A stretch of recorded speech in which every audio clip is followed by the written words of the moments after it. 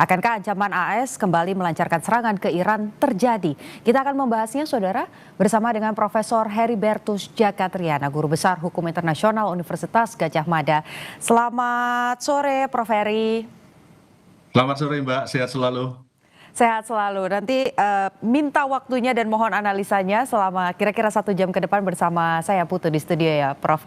Pertanyaan pertama, Siap. soal kesepakatan. Ini sudah dikirimkan oleh Iran, begitu ya, ada 14 poin, tapi diragukan oleh Donald Trump. Sebetulnya poin apa yang sebetulnya paling berat untuk diamini oleh Amerika Serikat?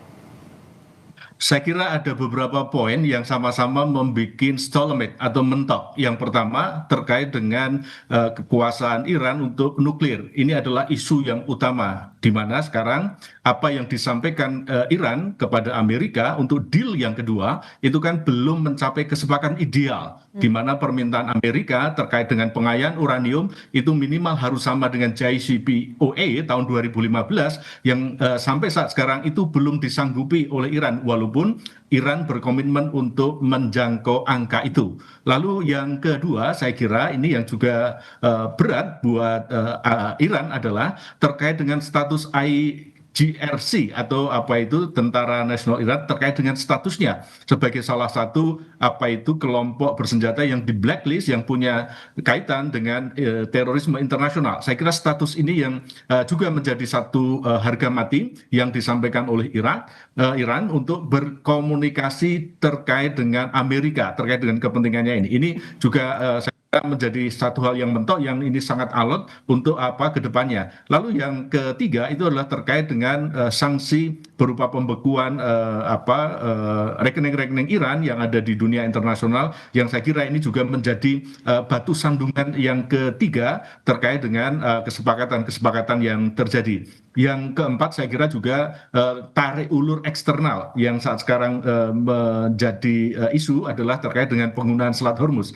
Terkait dengan hal-hal itu, 3 hal pokok itulah yang saya kira idealnya itu belum ketemu sampai saat sekarang. Oke, pertanyaannya Pak, isu nuklir ini kan jadi salah satu dari 4 poin tadi, mungkin yang paling sering di-mention atau disebutkan begitu oleh Donald Trump. Isu nuklir di Iran itu sebetulnya ancaman untuk Amerika Serikat atau ancaman untuk Israel? Saya kira ini juga menjadi hal yang perlu kita lihat. Kenapa? Karena saat sekarang penggunaan nuklir untuk senjata itu tentu menjadi ancaman iminen terhadap mereka-mereka yang memiliki permusuhan atau memiliki hubungan yang tidak baik. Secara faktual, secara lingkup serangan, ini menjadi hal yang paling iminen terhadap Israel. Dan kita tahu bahwa Israel itu adalah proksinya Amerika. Walaupun kita juga mendengar, melihat, dan juga mengamati secara umum bahwa Amerika juga memberikan satu statement yang sangat keras terkait dengan pengayaan nuklir Iran ini sebagai satu bentuk ancaman yang harus diantisipasi sedini mungkin. Dan kita tahu sekarang perkembangan deadlock ini kan mencapai pengembangan rudal balistik itu kan diminta untuk bisa ditekan sampai angka maksimal daya jelajahnya 2000 km daya jelajah, dan ini hulu ledaknya kan juga dikhawatirkan mengandung nuklir, sehingga ancaman terkait dengan jangkauan nuklir Iran kepada Israel, kepada negara-negara sekutu dari Amerika, misalnya UEA, misalnya Oman, Qatar, itu menjadi iminen juga saya kira tidak secara langsung tetapi juga sangat berpengaruh terhadap kepentingan Amerika.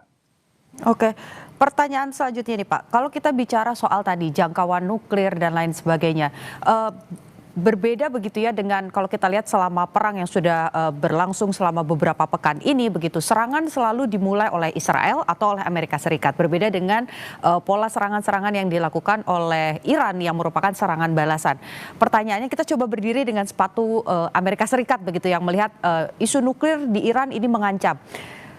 Memang bisa semasif apa Iran menggunakan kekuatan nuklirnya ketika nanti diperbolehkan untuk mengembangkan hal tersebut, Pak?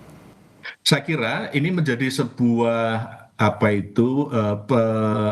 pengayaan dan juga pernyataan secara faktual bahwa kemampuan Iran di dalam mengembangkan senjata nuklir itu sangat bisa menjangkau wilayah-wilayah negara-negara yang ini menjadi sekutu Amerika. Itu tadi yang saya sampaikan, sehingga ancamannya itu adalah nyata. Apa yang sekarang terjadi dengan Amerika itu kan jujur Amerika mengembangkan satu pola serangan berdasarkan apa itu use of authorizations for military forces dengan mengembangkan doktrin self defense dalam menangkis atau mencegah serangan nuklir Iran kepada Amerika secara langsung. Dan di sini kita juga bisa melihat pengembangan dari doktrin self defense menjadi apa itu preemptive strike dan juga pengembangan yang menjadi anticipatory self defense karena Iran mengembangkan senjata nuklir itu menjadi sebuah konsep yang ini untuk menjustifikasi terkait dengan penggunaan kekerasan bersenjata Amerika terhadap Iran karena potensi-potensi yang dapat menyebabkan hancurnya Amerika melalui proksi-proksi terdekat mereka, yaitu negara-negara di kawasan di Teluk seperti Uni Emirat Arab, lalu juga Qatar, dan yang memungkinkan yang sekarang sudah kita lihat itu adalah terkait dengan Israel. Sekali lagi, kalau kita melihat kenapa Amerika begitu menggebu-gebu ini, karena mereka merasa ada satu ancaman yang nyata sehingga mereka mengembangkan pola-pola pengambilan keputusan penggunaan kekerasan bersenjata secara sepihak dan juga mematikan. Oke, artinya bisakah disimpulkan bahwa yang jadi masalah di isu nuklir ini bukan karena Iran mau memperluas wilayah seperti Israel yang punya cita-cita membuat the Greater Israel, tapi karena ada rezim ataupun juga paham ideologis yang bertentangan dengan Amerika Serikat, begitu ya Pak? Ya, dan itu mengancam proksi keselamatan dari proksi negara Amerika, khususnya yaitu di Israel. Kita tahu bagaimana saat sekarang kedekatan proksi antara Hizbullah dengan Israel di konflik Lebanon itu kan sungguh sangat mengilustrasikan betapa terjadinya koneksi antara Iran dengan Hizbullah yang melawan Israel yang merupakan proksinya dari Amerika. Amerika itu memiliki proksi negara yaitu Israel, sedangkan Iran itu memiliki proksi non-state actors atau armed group yaitu Hizbullah di Lebanon yang ini selalu memantik, selalu men-trigger penggunaan kekerasan bersenjata yang kadang pencapaian kesepakatan damai di antara para pihak yang bertikai ini menjadi sebuah hal yang sangat-sangat dinamik karena apa? Pergerakan, karena apa? Kepentingan dari masing-masing pihak yang kadang setara negara dengan negara, yang kadang tidak setara negara dengan non-state armed group yang ini sungguh sangat dinamis karena apa? Mereka saling mempengaruhi, mereka saling menyuplai dan mereka saling mempertegas posisi mereka dalam penggunaan cara-cara damai untuk mencapai persetujuan itu. Oke, artinya kalau bicara soal negosiasi ataupun kesepakatan, ini masih jauh dari mungkin bisa dicapai oleh keduanya. Saya kira, saya memprediksikan yang akan terjadi adalah freeze to freeze deal. Artinya apa? Mereka berdua itu masing-masing akan membekukan posisi mereka masing-masing supaya terjadi satu tenggat deadline terkait dengan sah tidaknya penggunaan kekerasan bersenjata Donald Trump ke Iran untuk menghindari scrutiny dari Kongres satu. Lalu yang kedua, Iran pun juga akan mengambil hal yang sama. Kenapa? Karena mereka juga memiliki tawaran-tawaran yang sungguh berat terkait dengan tiga hal yang saya sebutkan tadi, sehingga mini deal-nya yang akan terjadi saya memprediksikan itu adalah akan saling membekukan satu dengan yang lainnya supaya tidak terjadi eskalasi konflik yang terus akan mengancam kepentingan masing-masing negara, terutama Presiden Donald Trump. Kenapa? Karena tahun 2026 akan terjadi pemilu nanti bulan November 2026 yang saya kira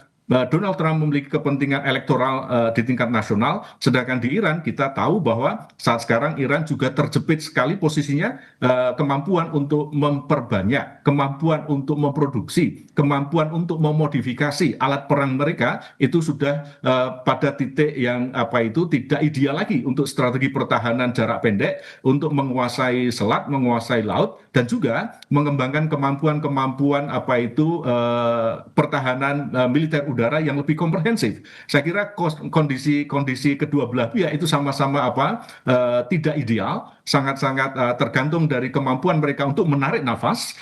Lalu yang ketiga, bagaimana saat sekarang mereka dihadapkan pada pilihan yang sama-sama gagah, terjadi satu stalemate atau mentok. Langkah yang terbaik saya kira pasti mereka akan sama-sama menarik diri, freeze to freeze diplomasi untuk membekukan situasi sehingga mereka bisa narik nafas untuk berdiplomasi selanjutnya. Oke, jadi pertemuannya mungkin terjadi, tapi penundaan konflik begitu ya Pak? Ditahan dulu jawabannya karena kita akan kembali usai jeda di Breaking News Kompas TV. tentang eskalasi antara Iran, Israel, dan juga Amerika Serikat. Tadi terakhir pertanyaan dan juga pernyataan Prof adalah soal kesepakatan mungkin masih jauh begitu ataupun juga penuh dengan syarat, tapi pertemuan mungkin terjadi. Ujungnya hanya menunda konflik, Prof. Satu adalah untuk menunda konflik, lalu yang kedua adalah untuk sama-sama memperoleh keuntungan jangka menengah, jangka pendek yang dapat dirasakan secara langsung, baik oleh Trump, baik oleh pemerintah Iran. Kalau kita lihat saat sekarang dari sisi pemerintah Iran, saat sekarang Iran butuh yang namanya stok logistik, butuh yang namanya amunisi, butuh yang namanya dukungan finansial untuk menggerakkan roda ekonomi, roda apa itu militer, dan juga untuk menjamin memenuhi kebutuhan-kebutuhan dasar masyarakat Iran terkait dengan juga rehabilitasi, rekonstruksi pasca serangan besar Amerika terhadap infrastruktur sipil, infrastruktur apa itu produsen pembangkit listrik dan lain sebagainya. Lalu kalau kita lihat dari kepentingan Donald Trump saat sekarang adalah kita bisa melihat bahwa saat sekarang dia terbatas waktu terkait dengan persetujuan Kongres untuk penggunaan atau pengesahan penggunaan kekerasan bersenjata terhadap Iran yang ini harus bisa segera dijawab walaupun kita tadi sudah mendengar. Lalu yang kedua terjadi juga apa yang disebut sebagai pengambilan manfaat elektoral nasional ketika terkait dengan dampak dari politik internasional terhadap Iran. Sekali lagi, pemilihan elektoral ini akan sangat berdampak terkait dengan kelanjutan dari Partai Republikan yang akan berkuasa untuk menentukan, untuk memantapkan, untuk mencapai elektoral di pemilu setelah November 2026. Jadi sama-sama saat sekarang kita bisa melihat keduanya terjepit oleh keadaan, terjepit oleh waktu, dan terjepit adanya investigasi dari Kongres terhadap Presiden Amerika Serikat yaitu Donald Trump. Oke, sebetulnya kan kalau bicara soal penghentian perang ataupun juga eskalasi di Timur Tengah, ini ada banyak sekali, ada faktor dalam negeri, dorongan dari publik, dorongan dari internasional, ekonomi, politik. Ini sebetulnya banyak kalau mau dicari alasannya untuk menghentikan perang begitu ya. Tapi apakah artinya perdamaian antara pihak-pihak yang saat ini tengah berkonflik hanya bisa dicapai ketika ada rezim atau ideologi yang berubah dari masing-masingnya? Saya kira salah satu hal yang menjadi motivasi Amerika adalah itu, ketika penggunaan kekerasan bersenjata yang sudah dilakukan itu tidak berhasil. Itu adalah salah satu cara sehingga terjadi satu prakondisi di dalam negeri Iran untuk seturut untuk mau mengikuti kemauan dari Amerika terkait dengan penghentian konflik ini. Namun kita lihat yang namanya Iran itu adalah suatu negara yang memiliki resistensi, memiliki apa yang disebut sebagai resilience sebagai sebuah negara yang sangat kuat. Ini terbukti selama konflik sudah berlangsung hampir 4 dekade ini, kita bisa melihat betapa kuatnya Iran karena dia memiliki jejaring yang juga kuat dengan negara-negara yang memiliki alutsista modern seperti Cina, seperti Rusia, yang kalau kita lihat kemarin tragedi penghentian kapal Tausja oleh Amerika itu kan membuktikan satu hal, bahwa kedekatan Iran dengan Cina itu memberikan satu keuntungan politik dan juga militer terhadap Iran. Saya kira ini juga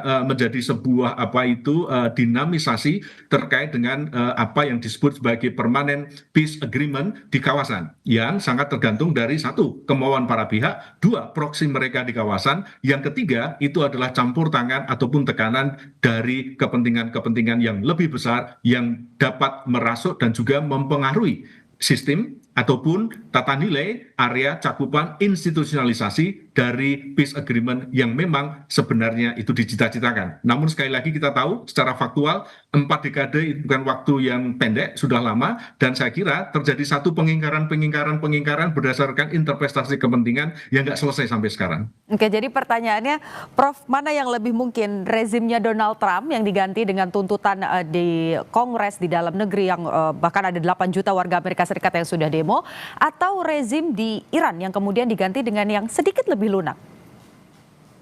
Idealnya kalau kita melihat itu ya dua-duanya supaya terjadi satu yang namanya apa new era sehingga terjadi satu deals. Tapi ini kan sangat sulit. Kenapa? Karena masing-masing pihak itu merepresentasikan kepentingan atau administrasi yang membawa kedaulatan masing-masing negara. Sekarang kalau kita lihat di dimensi Amerika, kita lihat bahwa saat sekarang yang berkuasa itu adalah Donald Trump dari Partai Republik yang selalu menginisiasi kepentingan high political commitment, yaitu apa? Serang serbu duduki eksploitasi tinggal. Ini menjadi sebuah tanda-tanda untuk membawa Amerika great again. Dan kalau kita lihat sampai sekarang posisi Kongres itu kan masih terbelah, masih terpecah terkait dengan apa yang dilakukan oleh Donald Trump. Donald Trump sebagai the highest military commander Amerika ini memiliki alibi yang selalu disampaikan kepada Kongres bahwa Iran itu adalah imminent threat yang mengembangkan apa itu senjata nuklir yang sangat berdampak terhadap ketahanan Amerika.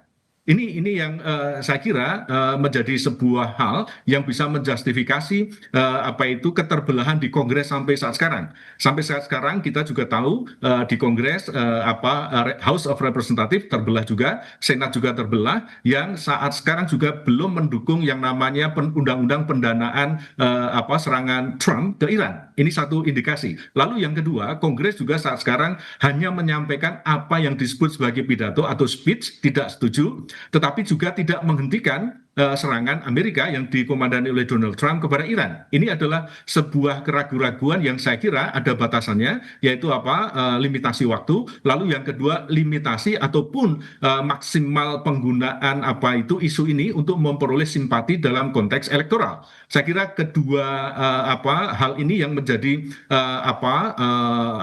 penentu-penentu hasil akhir yang saya katakan tadi akan terjadi mini deals, mini agreements yang tapi tidak akan pernah menghentikan konflik antara Amerika dengan Iran yang akan terjadi. Lalu kemungkinan yang ketiga saya kira kita belum bisa melihat sampai saat sekarang bagaimana kelanjutan peran dari Pakistan untuk menjembatani di antara dua orang yang sedang berkelahi ini. Bagaimana koalisi dari negara-negara kawasan untuk membentuk satu kepentingan bersama. Ini juga belum terlihat sampai saat sekarang. Bagaimana sekarang teguran ataupun tekanan, mohon maaf, bukan teguran tapi tekanan dari negara-negara yang sangat terganggu kebutuhan energinya karena penutupan Selat Hormuz itu juga belum terlihat konkret di dalam upaya-upaya untuk menyelesaikan ketegangan antara Amerika dengan Iran. Sekali lagi yang terjadi adalah jeda, terjadi sebuah gencatan senjata yang saya kira ini menjadi titik balik terkait dengan penggunaan kekerasan bersenjata yang sedang berlangsung, tetapi tetap baranya tetap ada. Sekali ada bensin yang disiram, konflik pasti akan terjadi. Oke, kita coba bedah satu-satu. Kita lihat dari sudut pandang ataupun juga situasi yang terjadi di Amerika Serikat. Anda tadi sudah jelaskan cukup panjang begitu ya mengenai bagaimana situasi Kongres, situasi dalam negeri, bagaimana respon publik juga ada faktor juga soal elektabilitas. Trump peduli tidak? Karena kita tidak bisa kesampingkan begitu ya bahwa bagaimanapun saat ini Presiden Amerika Serikat ya Donald Trump dan punya kemampuan penuh, punya pengaruh penuh bagi segala sesuatu yang ada di Amerika Serikat. Satu hal yang kita lihat dari satu pernyataan dari White House misalnya, kata-kata care, aware dan lain sebagainya itu selalu diucapkan, selalu menjadi official statement terkait dengan penghentian dengan segera mungkin ketegangan di Iran. Tetapi sampai saat sekarang ini kan kondisinya masih tetap stuck, kondisinya masih siaga penuh di Selat Hormuz dan sekitarnya yang menjadi perdebatan saat sekarang adalah bagaimana saat sekarang penggunaan kekerasan bersenjata ini menurut hukum nasional Amerika itu dapat satu dibatasi tidak lebih dari 60 hari. Lalu yang kedua restu dari Kongres kita juga belum melihat. Kenapa? Karena sampai saat sekarang Kongres belum mengesahkan undang-undang untuk mengotorisasi penggunaan kekerasan bersenjata Donald Trump ke Iran. Nah, ini masih dalam posisi abu-abu, masih dalam posisi wait and see, dan kita bisa melihat Kongres sebenarnya menyatakan bahwa mereka memang tidak setuju serangan yang ofensif, tetapi juga tidak mencegah itu terjadi. Artinya apa? Interpretasi terhadap self defense dan juga penggunaan izin penggunaan kekerasan bersenjata oleh presiden yang ini menjadi commander in chief dari Amerika itu masih menjadi sebuah hal yang sangat fleksibel untuk dapat kita nanti lihat seberapa jauh saat sekarang Kongres itu nanti akan menentukan pilihannya. Saya kira kalau nanti terjadi misalnya serangan Iran kepada Amerika, sekali serangan saja yang itu mengakibatkan damage atau mengakibatkan human loss, itu pasti Kongres akan menyetujui. Tetapi kalau yang terjadi sebaliknya, ini juga Donald Trump harus sangat hati-hati. Kenapa? Karena dia bisa terkena ancaman-ancaman pemakzulan kalau itu dapat dibuktikan bahwa tidak ada persetujuan dari Kongres bahwa ini melanggar waktu yang ditentukan lebih dari 60 hari dan juga terdapat human casualties yang begitu besar terkait dengan Amerika. Saya kira ini juga hal-hal yang perlu diperhatikan untuk mencapai kesepakatan-kesepakatan yang saya kira semua diburu waktu, semua diburu kepentingan ekonomi masing-masing. Oke, Donald Trump lebih takut dimakzulkan atau lebih takut hukum internasional, Prof? Tapi ditahan dulu jawabannya karena kita akan jeda sejenak. Breaking News Kompas TV akan kembali usai jeda. Kita lanjutkan saudara, Breaking News Kompas TV bersama dengan Profesor Heribertus Jakatriana, Guru Besar Hukum Internasional UGM. Pertanyaan saya tadi terakhir sebelum jeda, Prof. Jadi Donald Trump lebih takut dimakzulkan atau takut dengan hukum internasional? Kalau pertanyaannya adalah itu, saya yakin dia takut dimakzulkan. Kenapa? Karena dia lebih takut pada masyarakatnya sendiri. Dia takut pada partai politik yang mengusungnya daripada hukum internasional.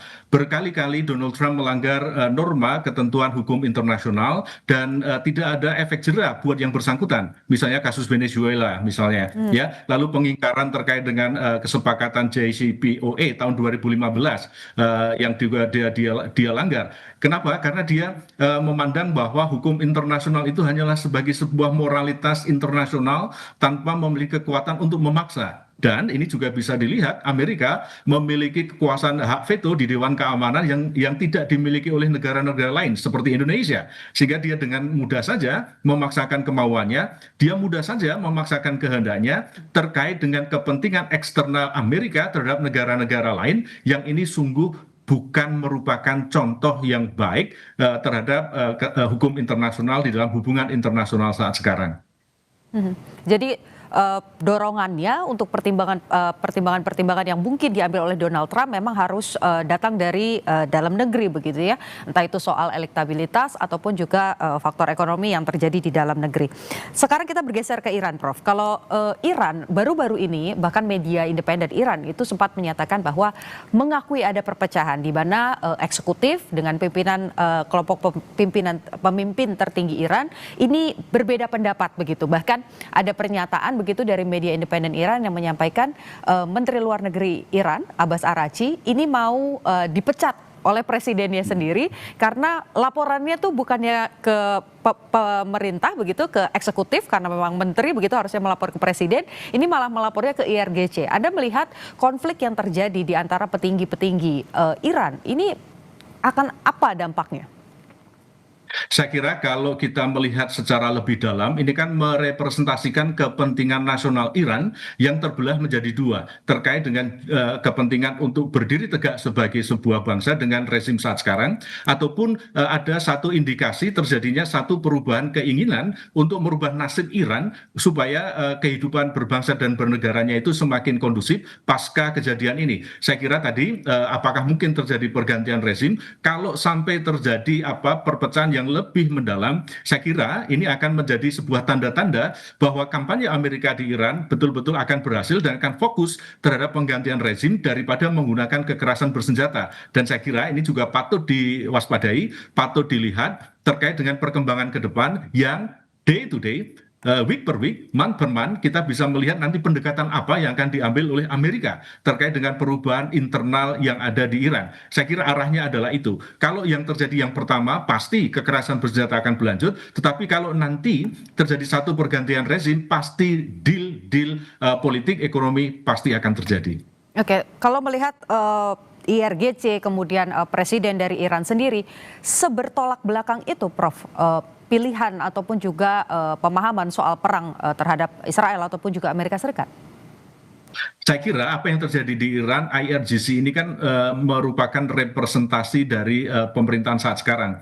Yang ini juga terkait juga dengan proksi-proksi mereka yang mereka punya, seperti Houthi di Yaman, seperti Hizbullah di Lebanon, dan lain sebagainya. Saya kira dua permainan politik tingkat tinggi ini yang akan merepresentasikan terkait juga justifikasi penggunaan kekerasan bersenjata untuk mengakhiri konflik antara Amerika dengan Iran.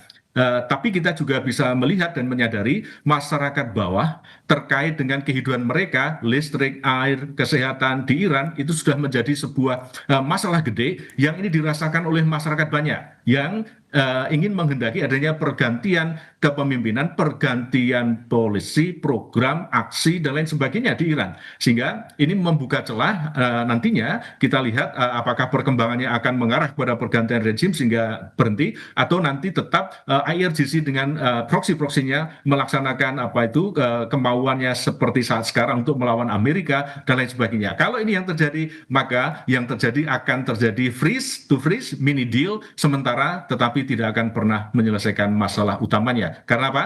Trust itu kosong. Oke, artinya upaya Amerika Serikat menjalankan keahliannya, yaitu changing color di satu negara, bisa dengan mudah dilakukan begitu ya. Pertanyaannya, Prof, kalau bicara bahwa tadi memang menunda konflik, artinya dengan sedikit api saja bensin ini bisa kemudian menyala begitu besar. Anda melihat perang ini atau konflik eskalasi yang terjadi di Timur Tengah akan meluas atau justru berpindah hanya di Selat Hormuz saja? Saya kira ketika deal nuklir Iran itu tidak tercapai, maka kekhawatiran itu akan menjadi bara dalam sekam. Bara dalam sekam terhadap siapa? Sekali lagi saya sebut tadi, negara-negara sekutu Amerika, terutama Arab Saudi. Kita tahu Arab Saudi dekat dengan Amerika, pangkalan militernya ada di sana, pangkalan minyaknya ada di sana. Lalu WA juga adalah negara sekutu Amerika, ini juga dekat dengan Iran. Kita lihat juga Qatar, itu juga menjadi sebuah aliansi yang kuat terhadap Amerika. Dan yang lebih parah, kita juga bisa melihat saat sekarang Israel yang memiliki proksi militer terkait dengan eksistensi Hizbullah di Lebanon. Kombinasi dari ini semua itu pasti akan menjadi rantai terjadi eskalasi konflik yang tidak akan mudah selesai. Sehingga sekali lagi kalau misalnya pihak-pihak utama di dalam konflik ini, Amerika dengan Iran, bisa menahan diri lalu juga bisa mengambil jeda, maka akan diikuti rasa aman terhadap proksi-proksi mereka. Tapi kalau ini terjadi sebaliknya, saya yakin yang terjadi tidak akan terjadi yang namanya deals. Kenapa? Karena terjadi apa yang disebut sebagai sebuah pertemuan-pertemuan yang basisnya bukan pada kepercayaan, basisnya itu didasari pada itikat tidak baik atau bad faith terhadap apa yang terjadi di antara Amerika dengan Iran saat sekarang.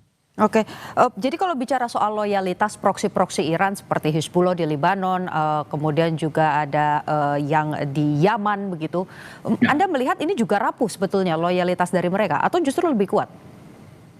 Saya kira loyalitas mereka terhadap Iran itu masih sangat kuat. Kenapa? Karena sekali lagi ketika terjadi gencatan senjata dengan Israel, apa yang dilakukan oleh Hizbullah itu kan melakukan serangan membabi buta sebagai tanda bahwa mereka itu masih eksis.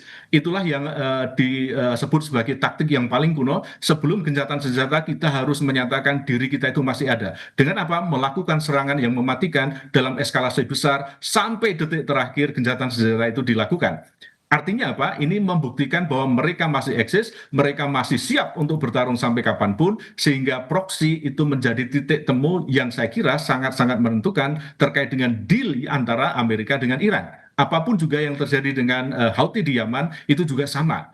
Tinggal sekarang bagaimana compliance dari lawan-lawan dari proksi ini untuk bisa sedikit menahan diri, itu yang akan menjadi prakondisi terjadinya deal-deal jangka panjang antara Amerika dengan Iran.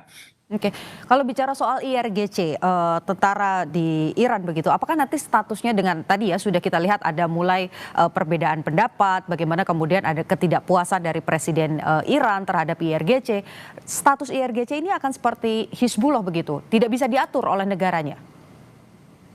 Ini yang perlu kita waspadai. Kalau sampai IRGC itu sangat kuat, itulah yang akan menjadi negara dalam negara.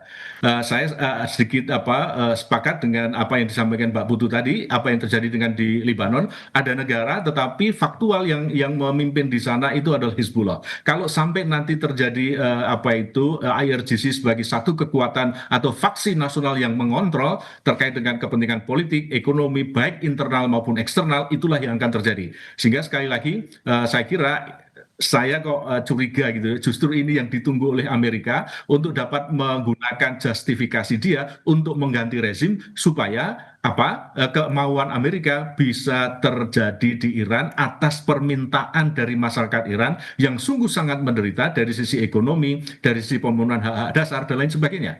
Ini yang saya kira patut kita curigai. Kalau ini sampai terjadi, berarti ini menguntungkan Amerika untuk menjalankan aksi-aksi propagandanya. Oke, kalau kita lihat tadi juga sempat saya sebut begitu ya, sejauh ini IRGC dalam hal ini mampu menahan diri begitu, hanya melawan ketika kemudian diserang. Anda melihat kesabaran ini bisa berlangsung berapa lama begitu? Melihat Israel terus mengambil perannya begitu ya, memantik api, menyerang Hizbullah, kemudian juga memicu perang-perang kecil di perbatasan. Kesabarannya ini bisa sampai kapan?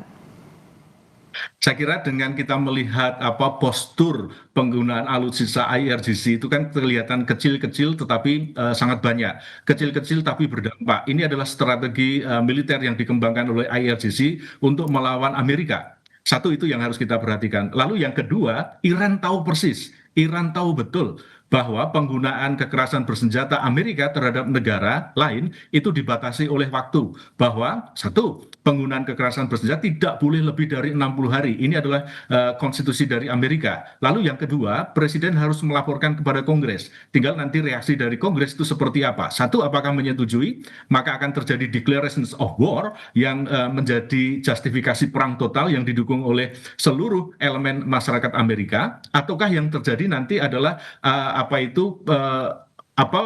pemaksulan kalau izin dari Kongres ataupun presiden melakukan abuse karena penggunaan kekerasan bersenjata yang tak berdasar itu.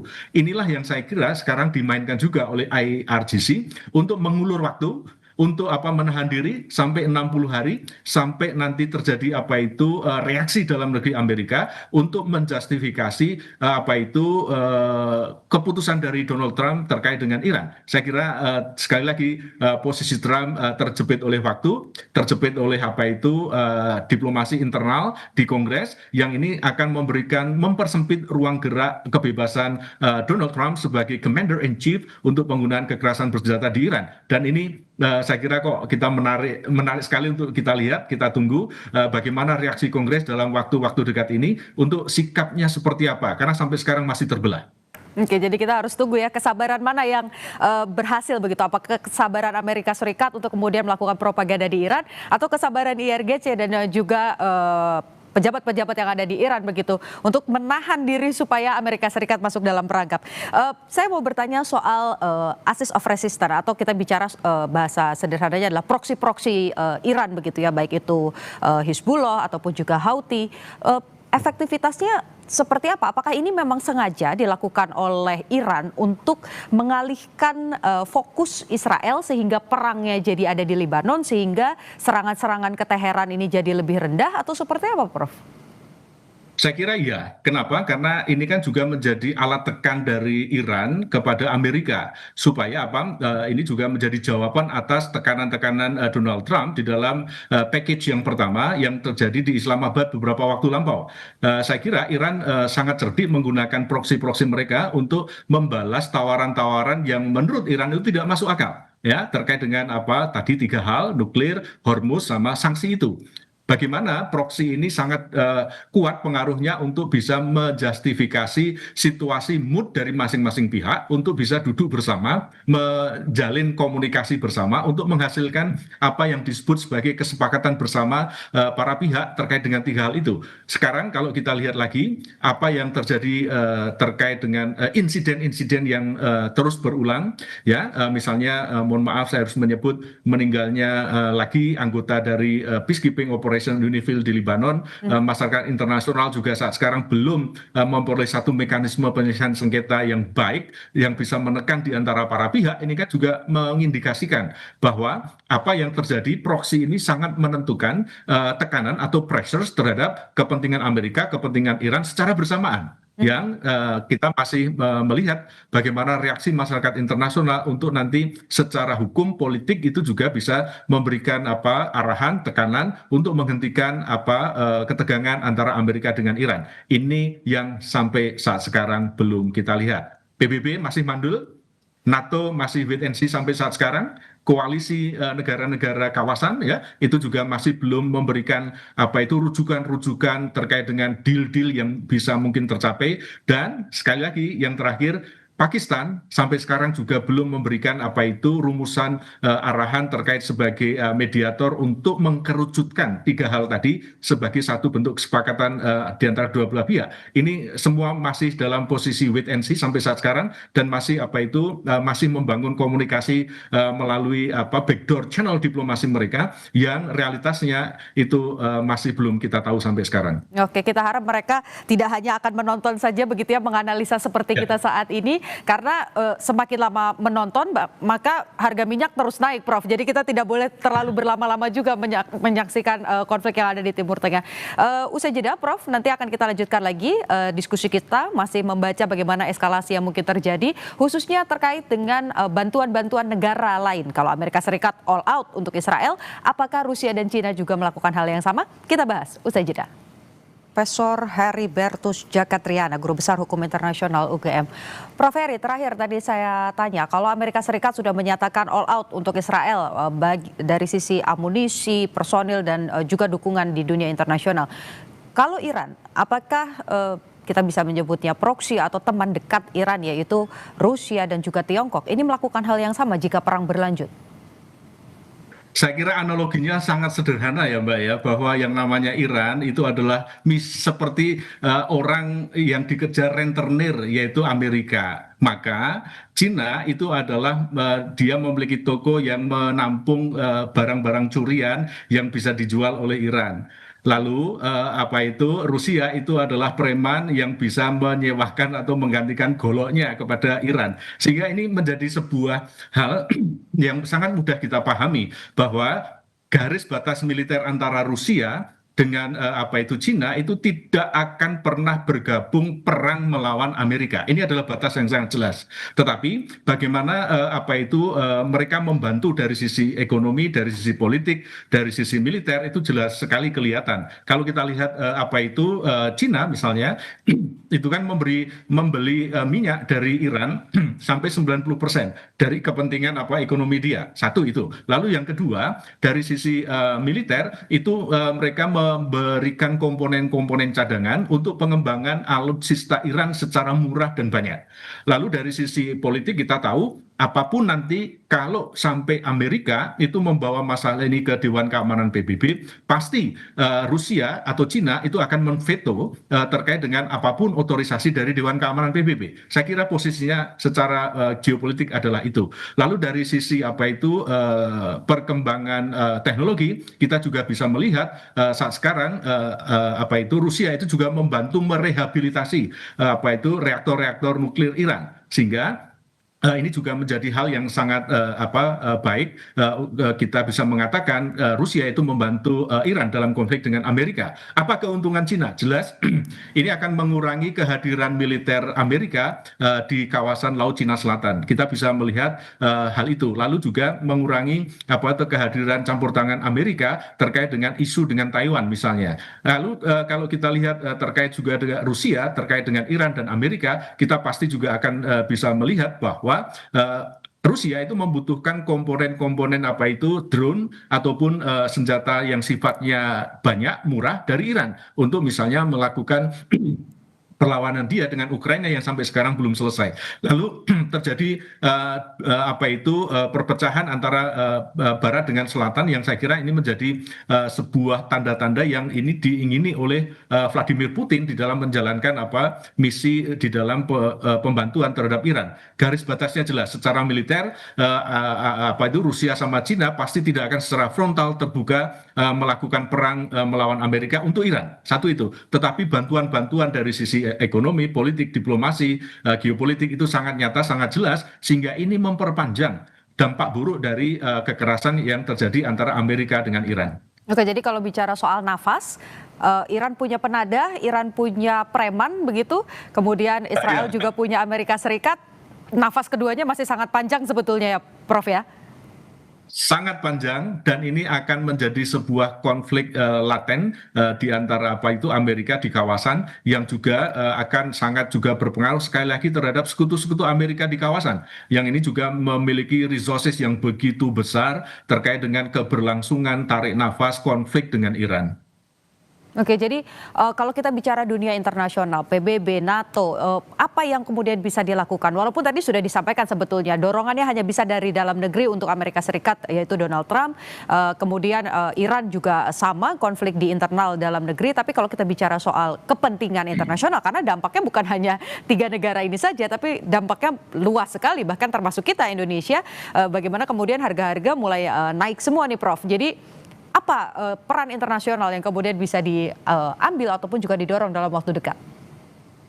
Saya kira apa yang terjadi dari hasil investigasi ya terkait dengan terbunuhnya pasukan multinasional peacekeeping di Lebanon yang ini harusnya ditindaklanjuti oleh PBB, harus ditindaklanjuti oleh ICC. Saya kira ini patut didorong sebagai satu keperhatian bersama bahwa dunia internasional, bahwa hubungan internasional itu kalau mau fair, mau kompetitif harus ada kerangka hukumnya.